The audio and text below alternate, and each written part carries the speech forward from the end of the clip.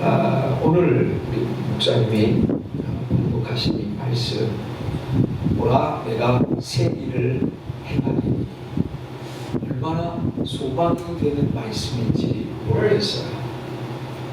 근데 이 말씀을 기록한 이사야라고 하는 선지자는 우시야 왕이 죽던 해서부터, 그러니까 그때가 아마 주전 BC 740년경이었을 거예요. 그때로부터 시작해서 여러분들이 좋아하는 다윗 왕의 버금가지는 좀 않지만 그래도 이스라엘의 선왕이다라고 하는, 우리가 히스기야 왕을 꼽지 않겠어요. 그래서 히스기야 왕의 집권 말기인 680년, 그러니까 총 740년서부터 680하면 한 60여 년 동안 하나님 앞에서 선지자로 그 사명을 감당했었던 정말 귀하고 복된 종이었다, 이런 것을 우리들이 할 수가 있습니다. 근데 우리들이 이사야서를 읽다 보면 이 이사야서는 여러분들 모두가 66장으로 구성이 되어 있지 않습니까? 근데 좀 특이한 구조를 갖고 있어요.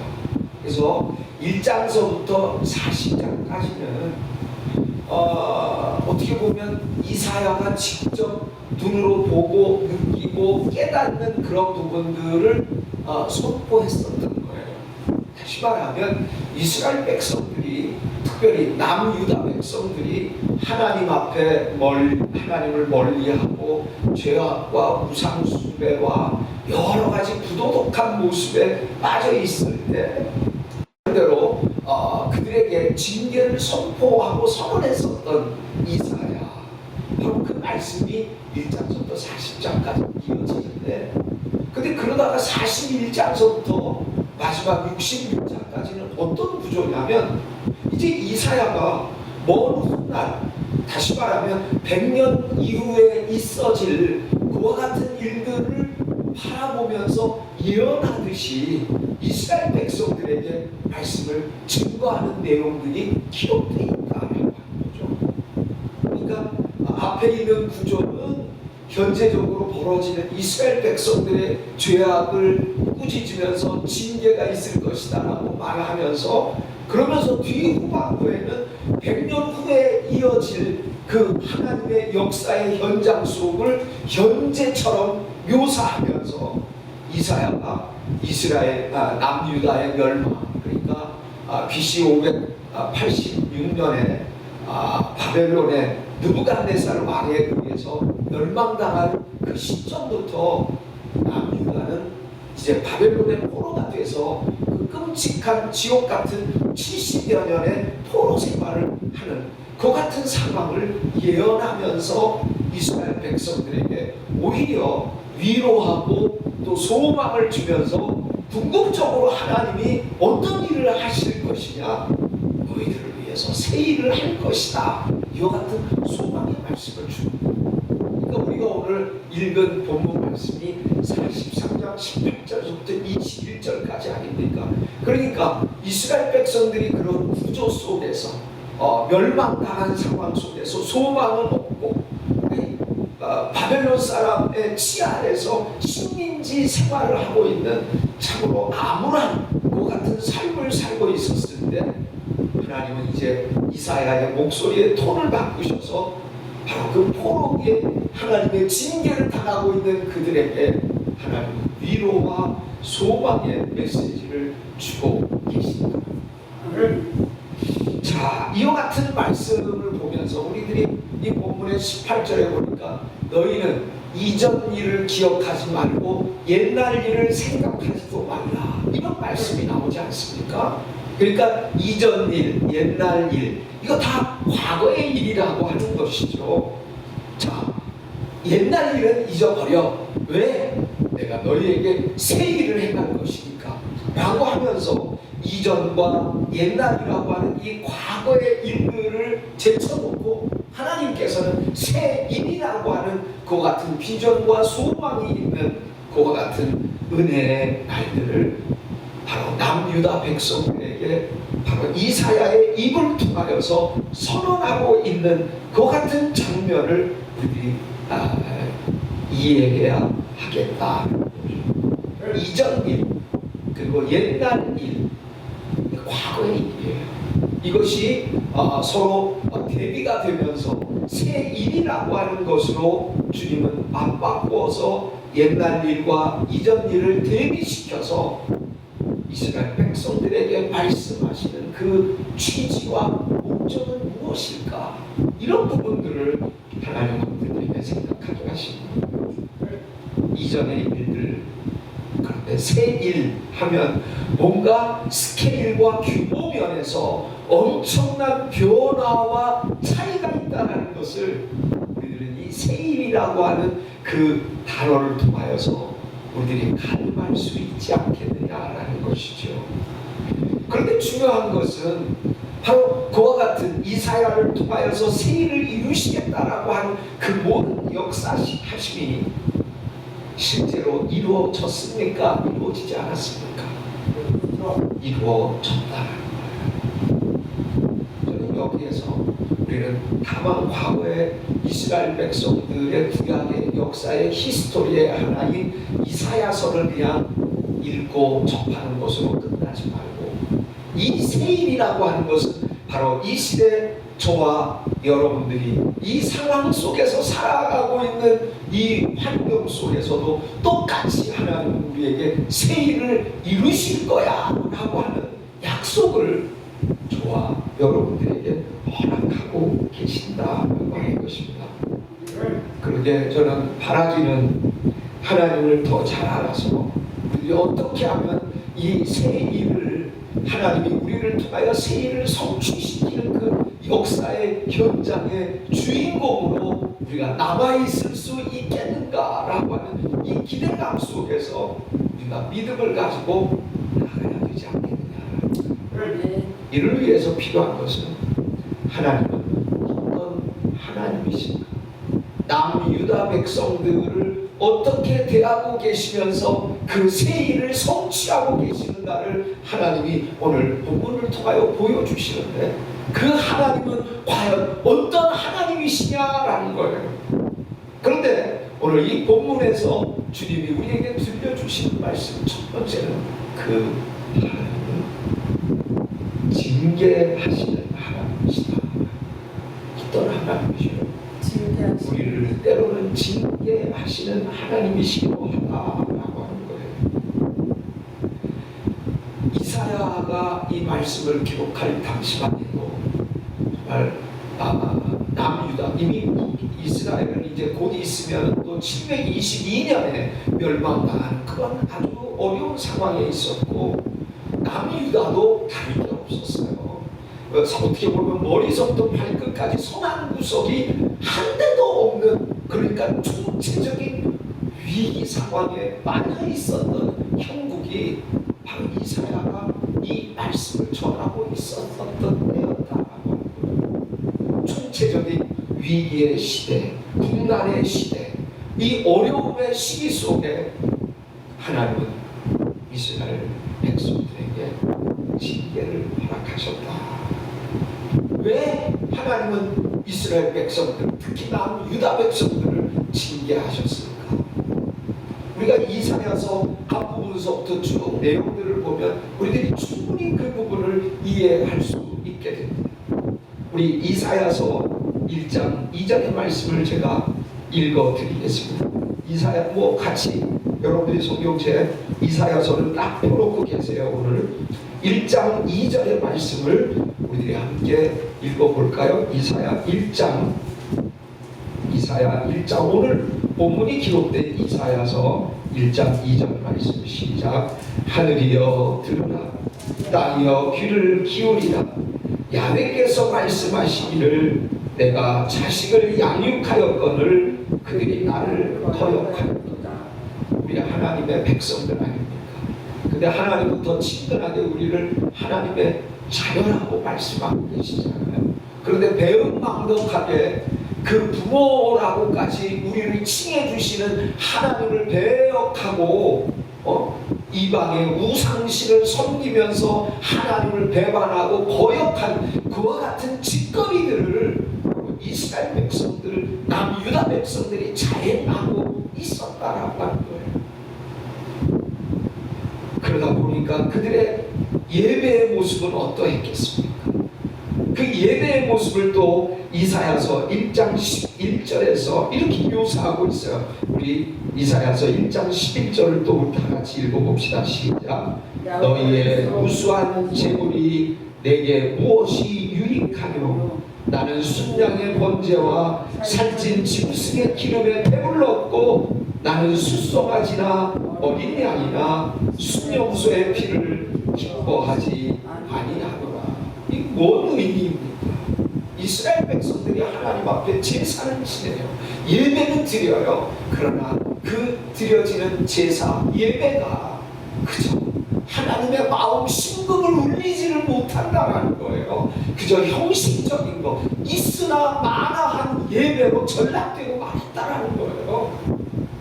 오늘 우리가 예배가 살면 우리의 삶이 살아나는 겁니다.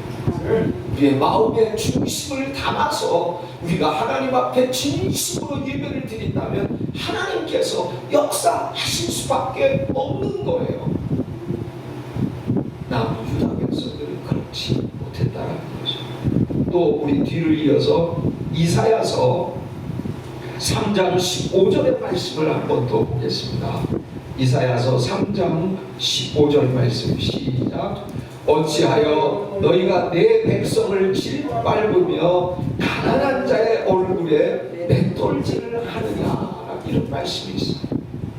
지도자들이, 정치하는 사람이나 모든 사람들이 온전히 하나님을 바라보면서 백성들을 좀 두려워할 줄 알아야 되잖아요. 근데 백성들을 아주 우습게 여기는 거예요.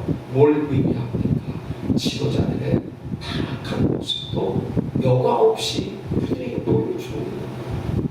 오늘날 우리들이 이 시대를 살면서 정말 백성들은 안타까워하는데 지도자들은 그런 부분에 대해서 알지도 못하고 뻔뻔스러운 모습들을 보면서 저들이 무슨 백성들을 이끈다고 하는지 하는 이런 마음이 여기까지 올라오지 않아요. 그 당시 그런데 더 중요한 심각한 문제는 이사야서 5장 20절에 있습니다. 우리 이사야서 5장 20절을 또 한번 봅시다. 시작. 악을 선하다 하며 선을 악하다 하며 흑암으로 광명을 삼으며 광명으로 흑암을 삼으며 쓴 것으로 단 것을 삼으며 단 것으로 쓴 것을 삼는 자입니다. 이렇게 남유다 백성들의 도덕적으로 정의와 공의가 완전히 무너진 상태를 얘기하고 있는 거예요. 여러분들, 악한 것은 악한 것이죠. 근데 그 악한 것을 어떻게 선하다라고 둔갑시켜서 말을 할 수가 있겠습니까? 하나님이 제일 싫어하는 부분이 바로 그것이에요.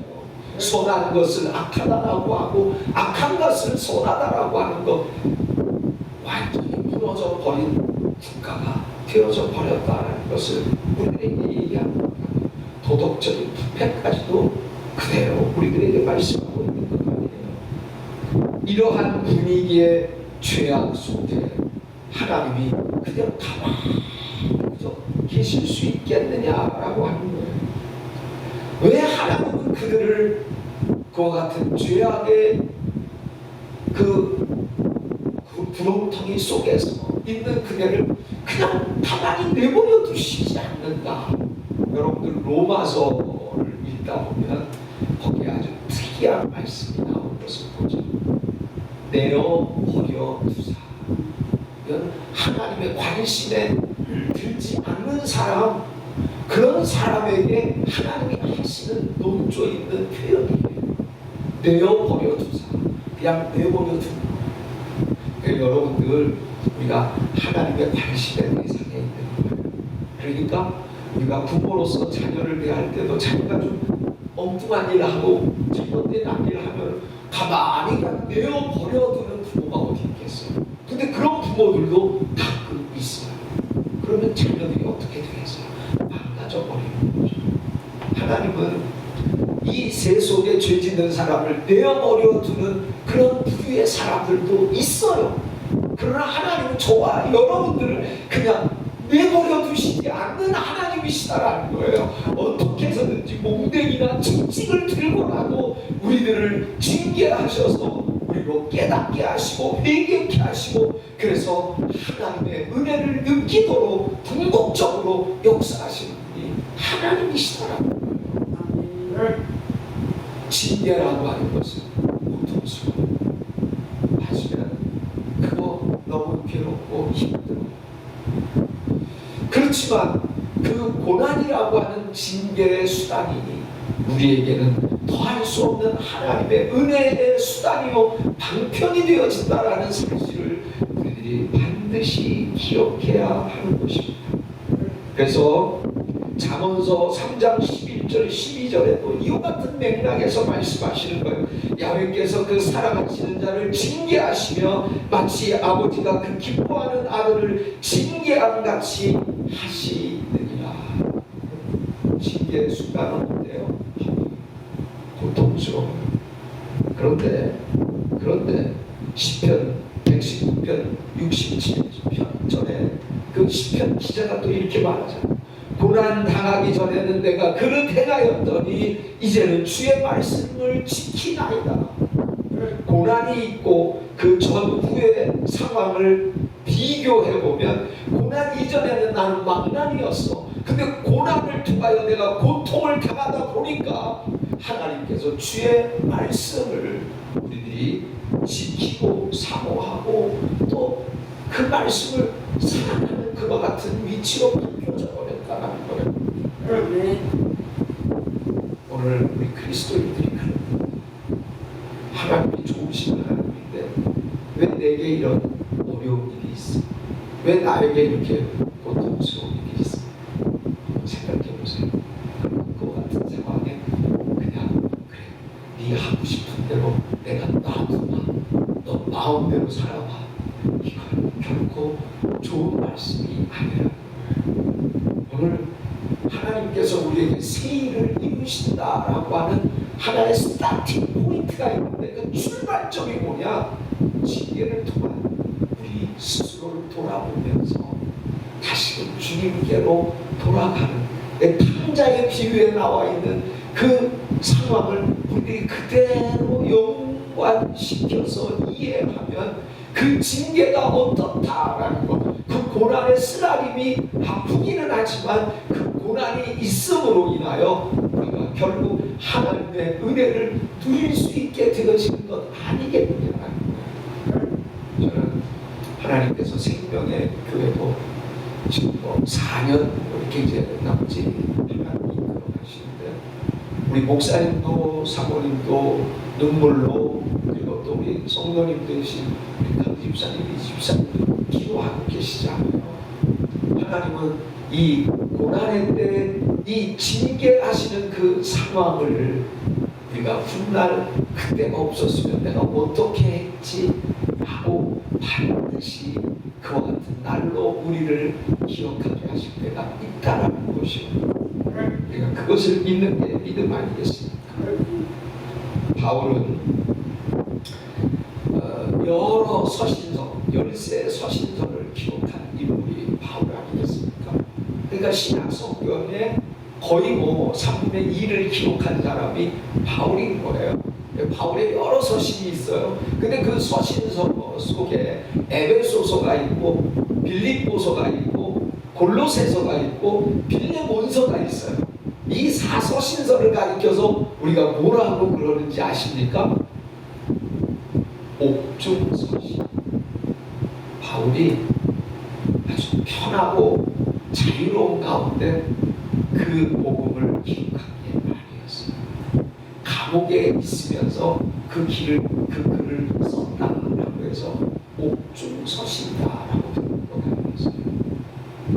제가 옛날에 영국에서 있을 때 가끔 우리 이제 거기 우리가 섬기는 또 성도들이 있었는데 우리 유학생이긴 하지만 그래도 또 신학을 공부하는 목사님들이 주였기 때문에 그곳에서 예배드리는 사람들을 모아서 우리들이 예배를 드리기도 하고 또 우리 우리들이 아내들이 같이 모여서 어느 지역의 유서 깊은 곳을 방문하기도 했는데 메드포드라고 하는 곳을 우리들이 한번 방문한 적이 있어요. 거기서 수련회도 갔고 아주 좋은 시간을 가졌었는데 그 메드포드가 어느 곳이냐면 존 머년이라고 철로 역정을 쓴 그 사람의 활동 근거지가 바로 메드포드라고 하는 곳이었어요. 근데 우리가 그곳을 이렇게 이제 관광하고 시찰을 하면서 거기에 감옥도 가봤는데 그 감옥이 바로 그 당시 뭔가 영국의 국교와 이 갈등 관계에 있었던 존 번연이 감옥에 그 선한 일을 했음에도 불구하고 이 정치적인 이슈로 인하여 감옥에 갇혀져서 그곳에 있는 동안에 전로역정을 기록했다는 거예요. 아주 열악한 환경이에요. 우리 두 눈으로 보니까 하나님은 이와 같이 우리가 어렵고 힘들고 고난당하여 안타까운 상황에 처해 있을 때 하나님은 그 상황이 변하여 하나님의 은혜의 수단이 되어진다는 것을 우리에게 지금 각인시켜주고 계시는 거예요. 그렇게 우리는 고난이 다가오고 하나님이 징계하신다라고 할 때 우리는 어떻게 해야 되니? 그저 바짝 낮아지면 돼. 하나님이 나를 징계하셔. 그냥 낮아지면 되는 거예요. 낮아지면 되는 거예요. 왜 하나님이 도대체 이렇게, 하나님이 도대체 계신 거야 뭐야 막. 아니에요. 오히려 그때는 바짝 낮아져서 주는 나는 없습니다. 주님이 이렇게 나를 고난당하게 하시는 이 상황에서 나로 하여금 이런 깨달음을 주셨으니 이것이야말로 복이 아니고 무엇이겠습니까? 오히려 이런 마음을 우리가 하나님 앞에 표현해내는 겁니다. 그래서 하나님이 우리를 시험하실 때 가장 우리의 상황에 좋을 때 좋은 말 하는 사람 그거 믿을 수 없어요. 그렇죠? 안 좋을 때, 고통스러울 때, 너무나 힘들 때 그럼에도 불구하고 내 마음의 믿음을 붙잡고 하나님 앞에 온전한 고백을 올려본다면 저놈은 진짜네. 저놈은 저렇게 어려운 상황 속에서도 입술 흐트러치지 않고 그저 나를 붙들고 나아가는 저 모습 내가 반드시 축복하고 말 거야. 이게 바로 하나님이시다라는 것이죠. 아멘이십니까? 아멘이십니까? 그래서 우리는 이와 같이 징계의 때를 잘 인내하면서 나가는 자세가 필요한 거야. 그게 하나님의 은혜를 우리들이 부여잡을 수 있는 하나의 방법이다라는 것을 믿으시면 아멘 하시기 바랍니다. 자, 두 번째로 하나님이 우리로 새 일을 일으켜 주시는데 어떤 하나님이시라는 것을 우리들이 깨달아야 그 일이 보여지는가? 하나님은 위로하시는 하나님이시다. 하나님은 그저 우리를 징계하고 벌주고 그리고 고통 속에 머물러 있는 그 상태 자체를 즐기시는 분이 아니라는 거예요. 네? 오늘 본문 말씀 19절에 보니까 보라 내가 새 일을 행하리니 이제 나타낼 것이야. 너희가 그것을 알지 못하겠느냐. 내가 광야의 길을 사막에 강을 내리니 See, I'm making a new things. Now it springs up. Do you not perceive it? I'm making a way in the desert and the streams in the wasteland. 요 말씀인 거예요. 요 말씀인 거예요. 오늘 우리는 이 말씀 속에서 하나님이 궁극적으로 우리를 위로하시고 위안하시는 하나님이시다라는 사실을 우리들이 깨달아야 합니다. 징계 후에는 그러기에 반드시 위로와 그리고 평안을 주시는 하나님이시다라는 사실을 우리들이 기억할 수 있어야 하겠습니다. 징계 그 상태로 머물게 하시지 않고 징계가 위로와 평안으로 바뀌게 만드시는 분이 하나님이시다라는 것을 우리들이 알 수가 있어요. 그래서 하나님께서는 이사야 선지자를 통하여 그 이사야서 40장 6절이 있는 곳에서 뭐라고 하십니까? 너희 하나님이 이르시되 너희는 위로하라, 내 백성을 위로하라. 선지자들의 역할이 무엇입니까? 그저 하나님의 심판을 선언하는 것이 전부가 아니에요. 심판을 선언했다면, 그래서 그들이 깨닫는 마음들이 그래도 마음속에 생겨나고 있다면, 그 후에는 그 하나님의 백성들을 위로하는 것이 이 시대 하나님의 종된 자들, 하나님의 백성된 자들의 삶이요 사명이라는 사실을 우리들이 기억해야 하겠습니다. 자, 그런데 하나님은 새 일을 행하실 때 그냥 말도 안 되는 그냥 억지를 부리시는 하나님이 아니시라는 거예요. 구체적이고 보다 더 실제적인 일들로 우리 눈이, 우리의 귀가, 우리의 온몸이 체득할 수 있도록 하시는 게 하나님이시다라는 거예요. 바로 그게 광야의 길을, 그리고 사막의 강을, 이 말씀 아니겠습니까? 아주 구체적인 말씀을 하고 계시잖아요. 이 일을 바로 하나님께서는 새 일이다라고 말씀하고 계시는 거예요.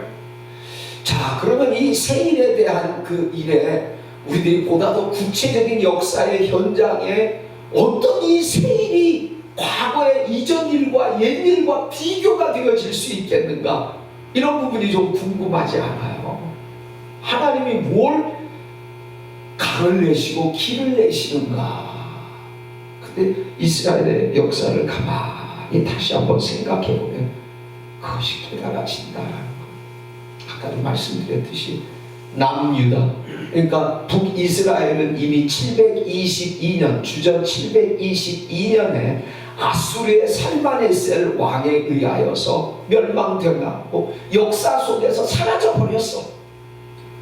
그런데 이제 곧 바벨론 포로가 된다라는 것은 남유다도 그와 같은 위기의 상황에 처했음을 말하는 것 아니에요. 결국 BC 586년에 바벨론에 의해서 멸망당하잖아요. 인류 역사를 살펴보면 한 나라의 속국이 되고, 그래서 그 나라의 합병이 되어져 버리면 그 나라는 페이드 아웃 돼 버리는 거예요. 그게 일반의 역사의 흐름 아니겠어요? 그렇잖아요.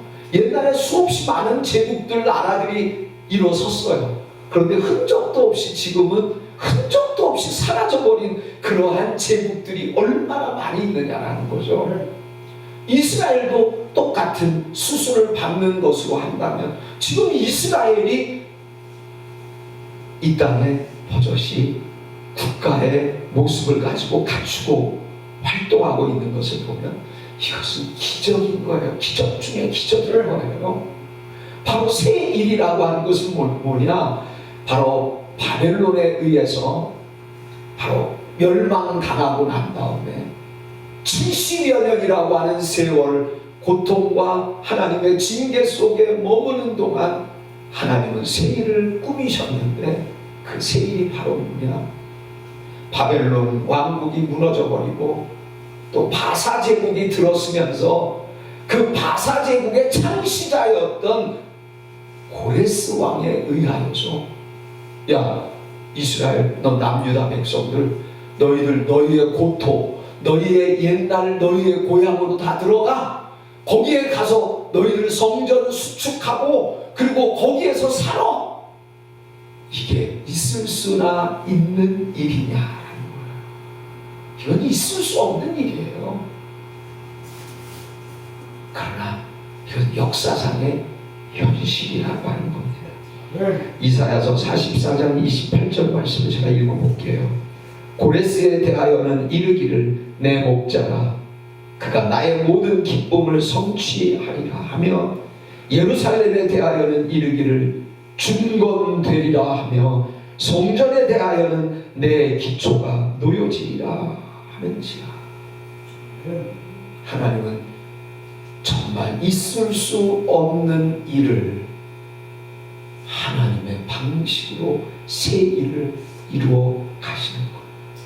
그러니까 우리의 이 제한된 경험과 우리의 지식으로 하나님이 하시는 일을 제한을 시켜서는 된다 안 된다? 안 된다라는 거예요. 근데 그런 일을 제일 많이 하는 사람들이 저는 신학자라고 생각이 들어요. 이거는 이성적으로 안 맞아. 그러니까 이거는 빼버려. 이거는 논리적으로 안 맞아. 그러니까 이거는 모세가 모세 오경을 기억한 게 아니야. 뭐 완전히 난도질하는 거예요. 이게 요새 신학자들의 하는 일입니다.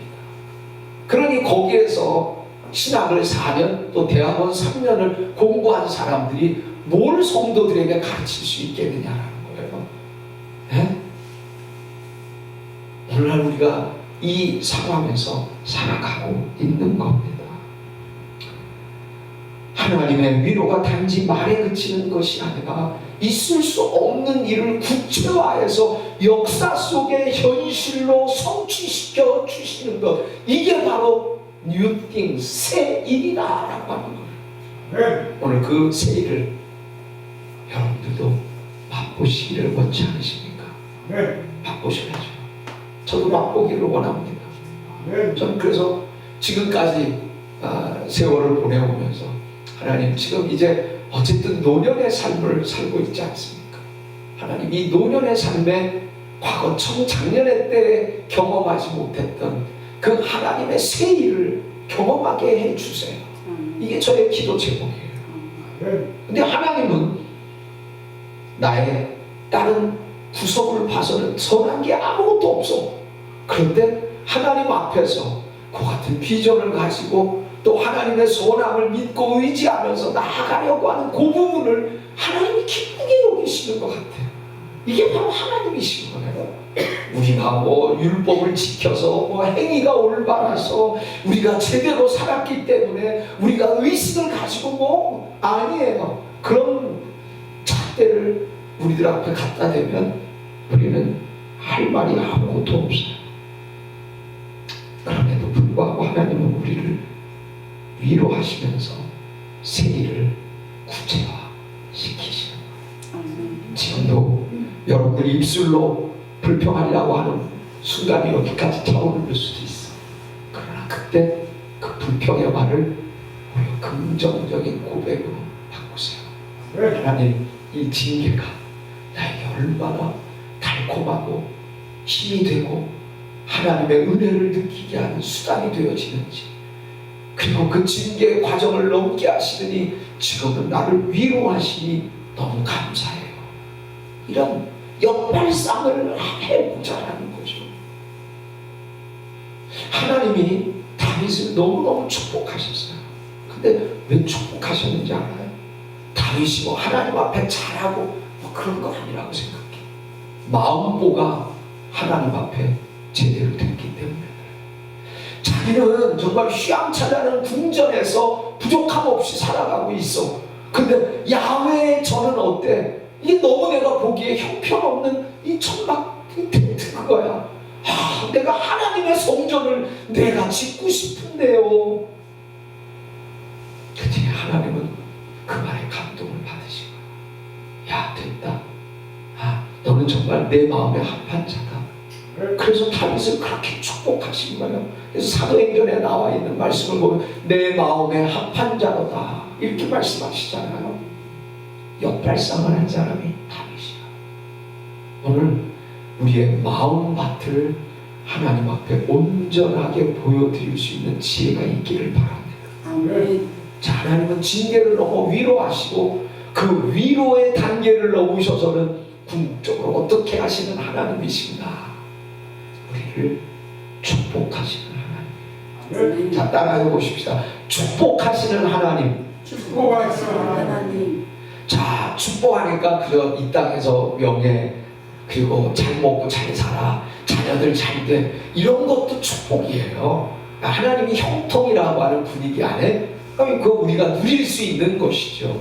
그런데 하나님이 말씀하시는 그 축복에 보다 더 우선순위 제일 위에 있는 하나님이 더 유념하고 계시는 그 영역은 바로 뭐냐? 영적인 부분이 담겨 있어요. 사랑하는 자여, 내 영혼이 잘됨 같이 내가 보험사에 잘되고 강건하기를 간구하노라. 그러니까 우리들이 다 우리의 육신, 우리의 혼, 영혼 다 잘 되는 게 좋지. 근데 프라이어리티가 있어. 우선순위가 있어. 내 영혼이 잘 된 같이. 하나님은 우리들에게 그것을 원하시는데, 그런 관점에서 우리의 축복을 재정의를 한다면 어떻게 말할 수 있을까?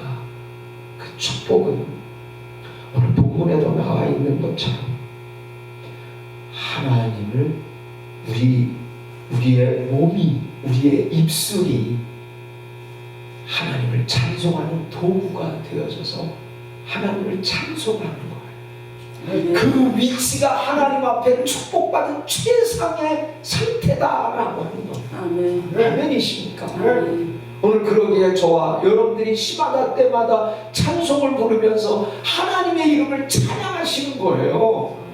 다윗은 찬양에 뛰어난 사람 아니었습니까? 오늘 우리가 그저 기도 시간에만 기도하고 뭐 그게 아니라 평상시에 흥이 날 때 찬양을 하면서 하나님의 이름을 찬미해 보는 거예요.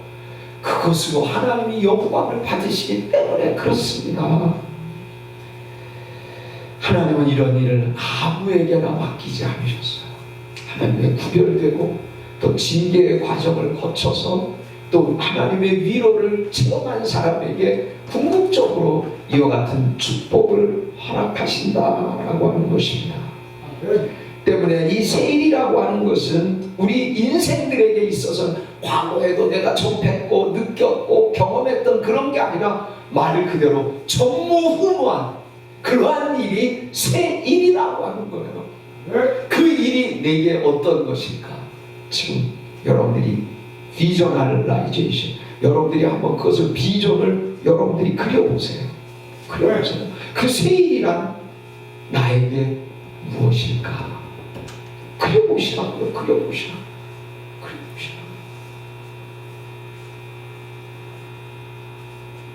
저는 여기에서 그 세일의 궁극적인 게 무엇인가 하는 것을 생각을 했어요.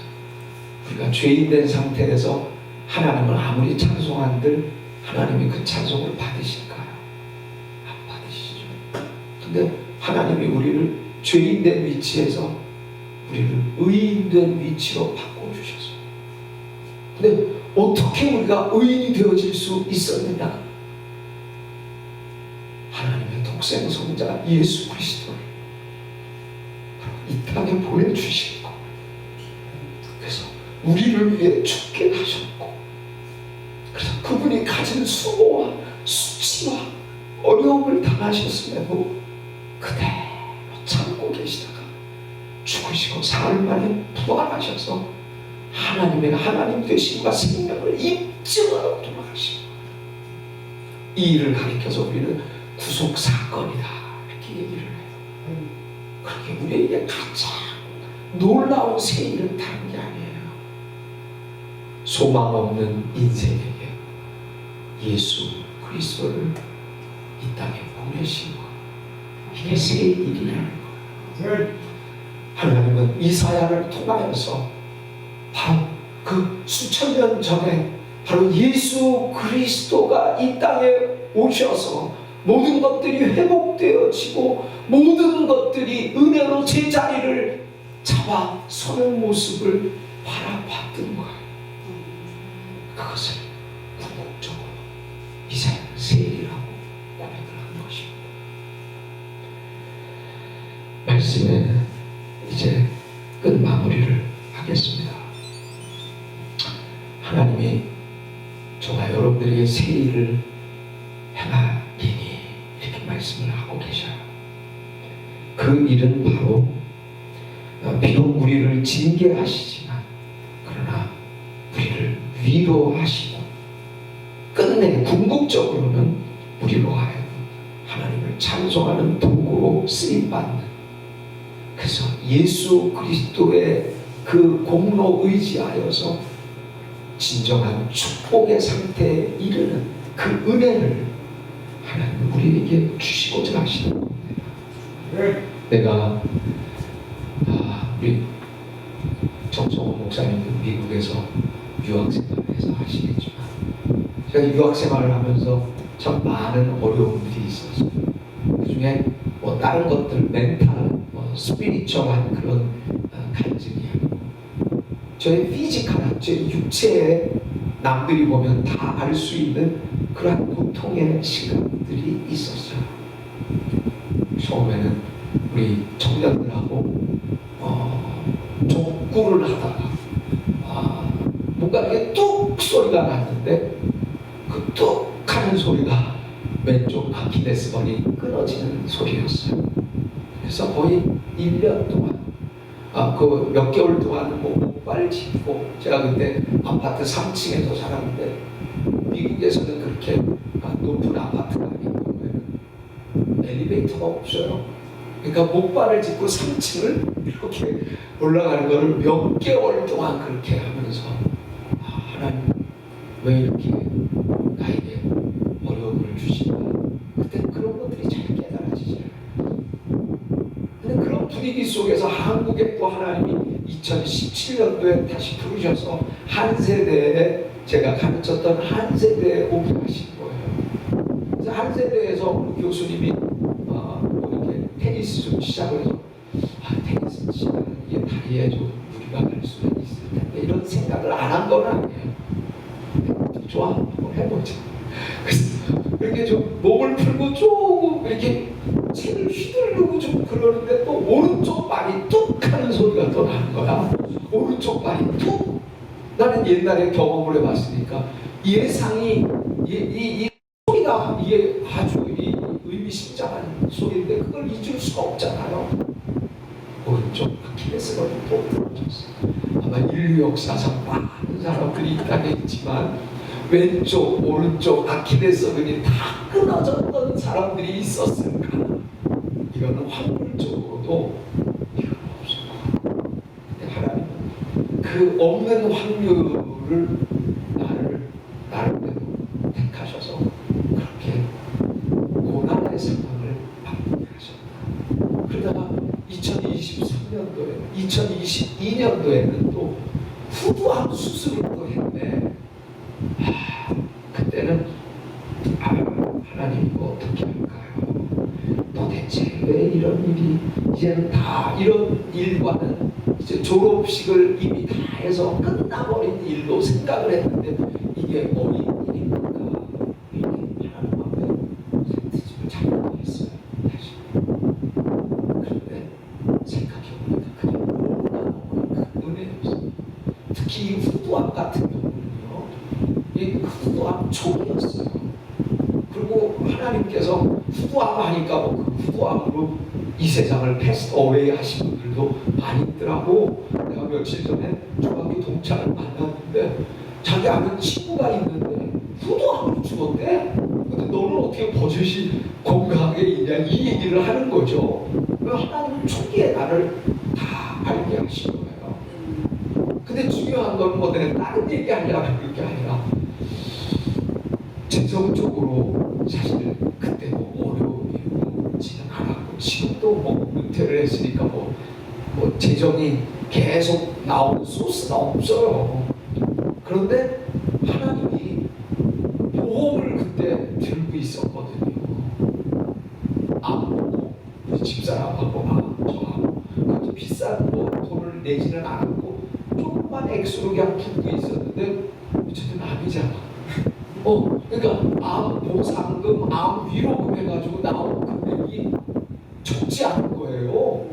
또 한 세대에 내가 암 걸린 교수가 됐으니까 거기에 행정적으로 누가 이렇게 검토하는 교수님 학교에서 교수님들이 이런 재난이나 이런 거에 상해 이거에 걸리게 되면 이거 학교에서 걸어놓은 보험에 해당자가 됐다는 거야. 그럼 거기에서도 또 보험비를 나오고. 사실 지금 노인 기초연금 해가지고 얼마 나오는 게 있어요. 근데 그거 가지고 어떻게 생활을 하고 어떻게 해요? 지금까지도 하나님이 그때 받으셨던 그 보상금 그게 우리를 지금 먹여 살리고 있어.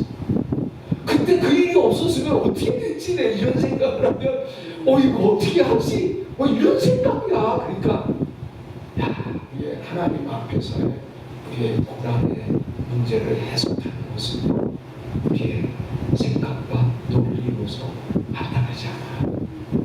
놀라우신 하나님이신 거예요. 결론했습니다. 하나님의 징계 때를 인내하면서 끝까지 버텨 가십시다. 우리가 하나님의 위로의 때 그 하나님의 속성인 사랑과 은혜를 베푸시는 그 하나님의 선한 모습, 그것을 마음껏 누리자. 하나님의 위로하실 때 좀 우리가 누려보자. 늘 오만상 찌푸리면서 즐거울 때나 뭐 슬플 때나 늘 막 이렇게 막 그렇게 그림 그리지 말고 어떤 때나 그 하나님을 누려보자. 그 은혜를 누려보자 이거예요.